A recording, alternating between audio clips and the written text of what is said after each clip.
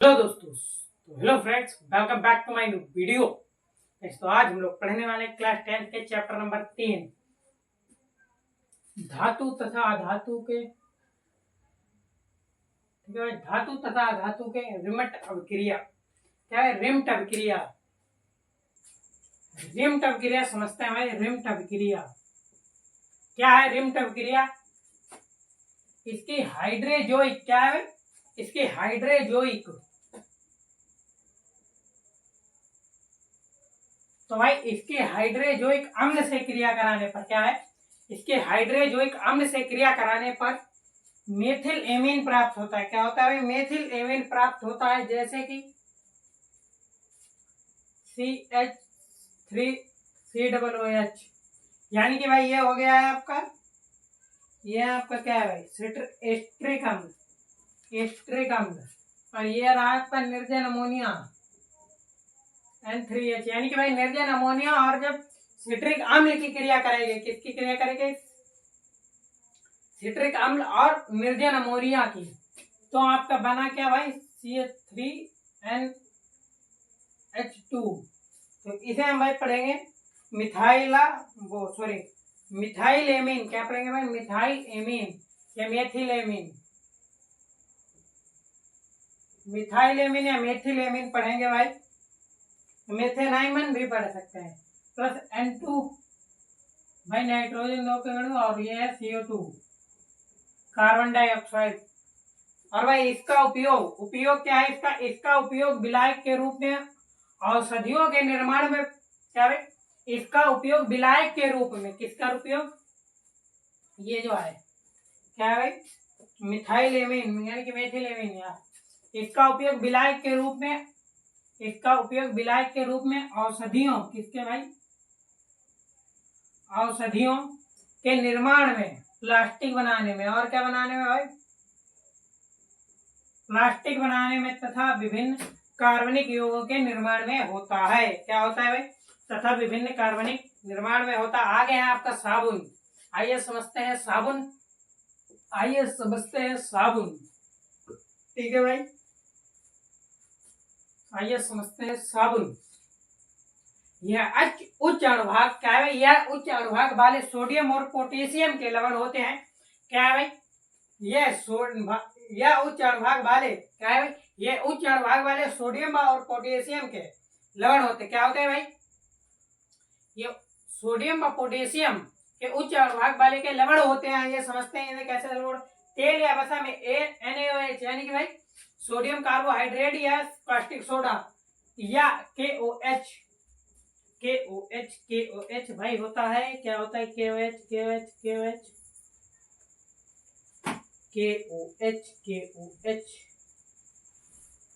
KOH भाई शायद निर्जन अमोनिया होता है भाई। KOH द्वारा जल अपघटन कराने पर भाई, कास्टिक सोडा और KOH द्वारा जल अपघटन कराने पर गिलसरील है भाई। क्या है? गिलसरील। क्या है? बड़े सोडियम में, हाँ भाई गिलसरील लिखने में दिक्कत हो गई। गिलसरील साबुन प्राप्त होता है भाई। कौन सा साबुन प्राप्त होता है? गिलसरील साबुन प्राप्त होता है। यह क्रिया साबुनीकरण क्रिया कहलाती है। क्या है? यह क्रिया कौन सी क्रिया कहलाती है? यह क्रिया साबुनीकरण क्रिया कहलाती है। साबुनीकरण क्रिया कहलाती है। आपने समझा भाई? जैसे कि साबुन, यह उच्च अणुभाग वाले, क्या है भाई? यह उच्च अणुभाग वाले सोडियम और पोटेशियम, क्या है?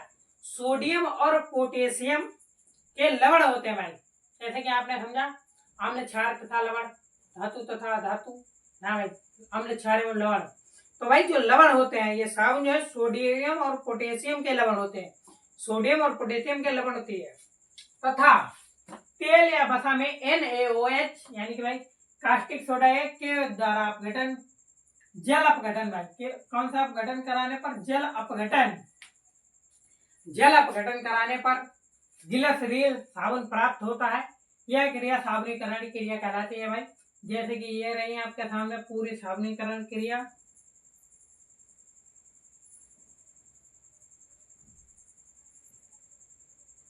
ये रही भाई आपके सामने साबुनीकरण क्रिया। अब नीचे है, आपने समझे साबुनीकरण क्रिया। साबुन जल में विलय होते हैं भाई।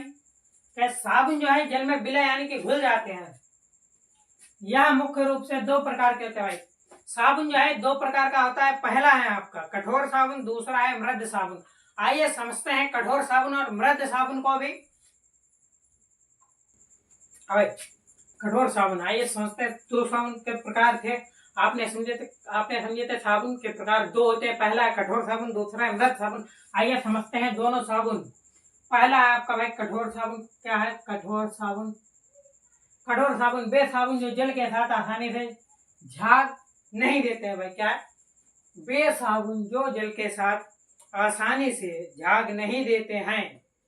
क्या है? वह कठोर वे साबुन जो जल के साथ आसानी से झाग नहीं देते हैं, वे क्या कहलाते हैं भाई? वह कठोर साबुन कहलाते हैं। आपने समझा भाई? जो जल के साथ आसानी से झाग नहीं देते हैं वह कठोर साबुन कहलाते हैं। ये समझते हैं मृद साबुन। मृद साबुन क्या है भाई? मृद साबुन वे साबुन जो जल के साथ आसानी से झाग देते हैं, मृद साबुन कहलाते हैं भाई। मृद साबुन लिखना भूल गए, यहाँ पर लिख देता हूँ मृद साबुन। ऐसा मृद साबुन वे साबुन जो जल के साथ आसानी से झाग देते हैं भाई। क्या है? वे साबुन जो जल के साथ आसानी से झाग देते हैं मृद साबुन कहलाते हैं भाई। कौन सा साबुन कहलाते हैं भाई? मृद। वह मृद साबुन कहलाते हैं। आइए समझते हैं। आपने समझा भाई? वे साबुन जो जल के साथ आसानी से झाग नहीं देते हैं वह कठोर साबुन कहलाते हैं, और जो जल के साथ आसानी से झाग देते हैं वह भाई मृद साबुन कहलाता है। जैसे कठोर साबुन में कौन सा आता है आपका भाई? जैसे एक आता है बट्टी वाला, मतलब टट्टी वाला नहीं, बट्टी वाला साबुन। यार तुम लोग तो टट्टी वाला समझ लेते हो। बट्टी वाला आता है जो कि दा मृदुल के भाई, मृदुल भाई की वीडियोस में मस्तानी भाई दिखाते हैं एक मट्टी वाला साबुन, जिसे मृदुल भाई बताते हैं टट्टी वाला साबुन। तो भाई बट्टी वाला साबुन वो कठोर साबुन होता है। जब उसे आप लगाएंगे तब उसमें झाग नहीं निकलती है। और मृद साबुन वे होती है जल के साथ आसानी से झाग देते हैं भाई, जैसे फार्गो, घड़ी और भाई रिन बार, जो भी होता है यार जिससे आप कपड़े धुलते हो, आपको जो आप सेटिस्फाइड हो उसका नाम ले सकते हैं, मगर जिसमें झाग निकलते हैं वह मृद साबुन कहलाते हैं भाई। ठीक है, आगे समझते हैं अपमार्जक। क्या है भाई? अपमार्जक। अपमार्जक क्या है भाई? आइए समझते हैं अपमार्जक क्या है। अपमार्जक है साबुन कठोर जल के साथ, क्या है? साबुन कठोर जल के साथ आसानी से झाग नहीं देता। साबुन कठोर जल के साथ क्या करता है भाई? साबुन जो होता है ये साबुन ही है, कठोर जल के साथ आसानी से झाग नहीं देता है, नहीं देता। इसके लिए अपमार्जक का प्रयोग, किसका भाई प्रयोग करते हैं? अपमार्जक का प्रयोग किया जाता है। यह लंबी श्रृंखला वाले लवण होते हैं भाई। कैसे? यह लंबी श्रृंखला वाले लवण होते हैं। लंबी श्रृंखला जिनकी होती है भाई, उनके लवण होते हैं, लंबी श्रृंखला वाले लवण होते हैं। जो अपमार्जक भाई ये लंबी श्रृंखला वाले लवण है, जो कठोर जल के साथ भी आसानी से झाग देते हैं भाई। कैसे? कठोर जल के साथ भी आसानी से झाग देते हैं, इसलिए अपमार्जक का प्रयोग, इसलिए अपमार्जक का प्रयोग शैम्पू तथा किसका भाई? अपमार्जक का प्रयोग शैम्पू यानी कि हेयर कंडीशनर और कपड़े धोने वाले पाउडर बनाने में होते हैं भाई। जैसे कपड़े धोने वाले साबुन, घड़ी, विम बार, आपको पहले समझा दिया। और भाई पाउडर भी भाई जो यार आप जिसमें सेटिस्फाइड हो, जैसे भील 2-in-1, और पहले होता है पहला इस्तेमाल करें फिर विश्वास करें। कौन सा? विदिशा। हाँ भाई विदिशा, पहले इस्तेमाल करें फिर विश्वास करें। तो भाई उसके में भी अपमार्जक का प्रयोग होता है। आगे है आपका क्या है भाई? आगे है आपका मिसेल भाई, MEICEL, मिसेल। आज आपका भाई वन शॉट होने वाला है, निपटा देंगे अभी थोड़ी समय में। ठीक है भाई, आइए समझते हैं मिसेल। किसे समझते हैं भाई? मिसेल को। तो हाँ भाई, मिसेल, मिसेल क्या है समझते हैं। मिसेल, मिसेल, मिसेल भाई, मिसेल क्या है? साबुन के अणु। क्या भाई? साबुन के अणु इस प्रकार, साबुन के अणु इस प्रकार होते हैं कि उनके दोनों सिरे भाई, साबुन के जो अणु होते हैं उनके दो सिरे होते हैं भाई। उनके दो प्रकार के सिरे होते हैं। पहला, आइए समझते हैं, दोनों सिरे उनके प्रकार के कि उनके दोनों सिरे अलग अलग गुण प्रदर्शित करते हैं भाई। क्या है? गुण। गुण यानी कि मिठाई नहीं यार, गुण प्रदर्शित करते हैं। इनका एक सिरा जल में विलय, जबकि दूसरा सिरा जल में अवलय होता है। जो सिरा जल में विलय होता है उसे जल सभी तथा दूसरे सिरों को जल विरांगी कहते हैं। इस साबुन, जब साबुन जल की सतह पर होता है तो यह अपने आप को इस प्रकार व्यवस्थित कर लेता है कि इसका आयनिक सिरा जल के अंदर होता है, जबकि दूसरा सिरा जल के बाहर होता है। जबकि दूसरा सिरा क्या है भाई? जबकि इसका दूसरा सिरा जल के बाहर होता है, सिरा बाहर होता है। इस प्रकार बनी संरचना को मिसेल कहते हैं। मिसेल के रूप में मिसेल के रूप में इस प्रकार से बनी संरचना को मिसेल कहते हैं। मिसेल के रूप में साबुन साफ सफाई करने में सक्षम होता है, क्योंकि मैल के कण मिसेल के केंद्र में इकट्ठे हो जाते हैं और पानी पर तैरने लगते हैं भाई। आइए समझते हैं एक बार फिर से। साबुन के अणु इस प्रकार होते हैं। क्या? साबुन के अणु इस प्रकार होते हैं कि उनके दोनों सिरे अलग अलग गुण प्रदर्शित करते हैं भाई। मतलब कि जो इसके दो सिरे होते हैं दोनों को अलग कार्य है भाई। जिसमें कि जल में एक विलय है,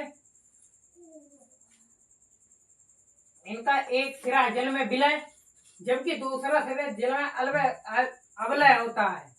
जो सिरा जल में अवलय होता है भाई, मतलब कि अवलय मतलब कि जो विलय नहीं होता, मतलब जो अंदर नहीं डूबा होता है, उसे जल सभी तथा दूसरे सिरों को जल विरांगी कहते हैं भाई। मतलब कि जो सिरा नहीं डूबा है या नहीं जो उसके साथ में डूबा उसे जल विरांगी कहते हैं। जब साबुन जल की सतह पर होता है भाई, मतलब कि जब जो है साबुन जल की सतह पर होता है, मतलब पानी के ऊपर होता है, तो यह अपने आप को इस प्रकार व्यवस्थित कर लेता है। तो अपने आप को इस प्रकार सही कर लेता है, व्यवस्थित कर लेता है कि इसका आयनिक सिरा क्या है? इसका आयनिक सिरा जो ऊपरी यानी कि देखने का सिरा है, आयनिक सिरा जल के अंदर होता है। आयनिक सिरा जल के अंदर होता है, जबकि दूसरा सिरा जल के बाहर होता है भाई, होता है। इस प्रकार बनी संरचना को मिसेल कहते हैं। मिसेल के रूप में साबुन सफाई करने में सक्षम होता है, क्योंकि मैल के कण मिसेल के केंद्र में इकट्ठे हो जाते हैं और पानी पर तैरने लगते हैं भाई। आगे अभी और नहीं, आगे और है, सुनिए।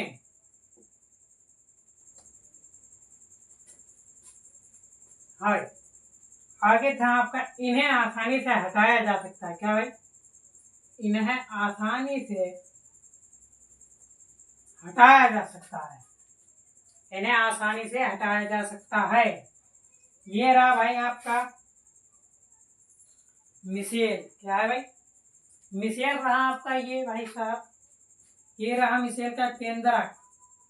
इसी पर सारा का सारा मैल इकट्ठा हो जाता है। तो आप ये समझ लीजिए, ये है भाई मिसेल।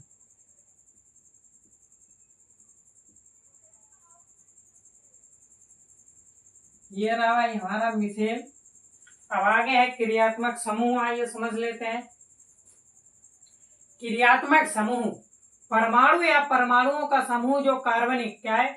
परमाणुओं का समूह जो कार्बनिक, यौगिक या क्रियाशीलता को बताता है। क्रियात्मक समूह कहलाता है, जैसे एल का समूह, एल्डिहाइड समूह आदि। ठीक है भाई, आपने समझा। आगे है आपका समावयवता। आइए समझते हैं समावयवता भी, फिर आपका चैप्टर भाई खत्म होने वाला है। चलिए समझते हैं समावयवता। तो हाँ भाई, समावयवता समझते हैं भाई। समावयवता वह घटना जिसमें दो या दो से अधिक यौगिकों के अणुसूत्र समान हो परंतु उनके गुण अलग अलग हो। क्या है भाई, मतलब कि वह घटना है, एक घटना जिसमें दो या दो से अधिक, मतलब कि दो या दो से अधिक यौगिकों के अणुसूत्र समान हो परंतु उनके गुण अलग अलग हैं, समावयवता कहलाते हैं। जैसे भाई CH3O CH3 C2H5OH यानी कि भाई एथेनॉल। सोडियम धातु के यौगिक भाई अमलगम कहलाते हैं। जैसे एल्यूमिनियम के अयस्क भाई समझ लेते हैं। बॉक्साइट को हम लिखते हैं Al2O3 -2H2O। कायोलाइट को लिखते हैं Na3AuF6। आयरन के अयस्क मैग्नाइट को लिखते हैं Fe3O4। हेमेटाइट को लिखते हैं भाई Fe2O3। फिर लिखते हैं भाई सिडेराइट को FeCO3। ठीक है भाई, आपने समझा। और आपका चैप्टर यहाँ पर होता है खत्म भाई। आप कोई दूसरा चैप्टर चालू करने वाले हैं। सीधी बात पर एक शायरी है कि मिल जाए सब कुछ जिंदगी में, क्या है, मिल जाए सब कुछ जिंदगी में तो फरियाद किसकी करोगे। मिल जाए जिंदगी में सब कुछ तो फरियाद किसकी करोगे। मुलाकात होने लगे जो रोज तो फिर याद किसे करोगे भाई। ठीक है, आपने समझा। मिलते हैं अगले वीडियो में, तब तक के लिए जय हिंद, जय भारत, धन्यवाद। अगर वीडियो पसंद आई तो चैनल को लाइक करें, कमेंट करें और चैनल को सब्सक्राइब करना वीडियो को ज्यादा से ज्यादा शेयर करें। धन्यवाद।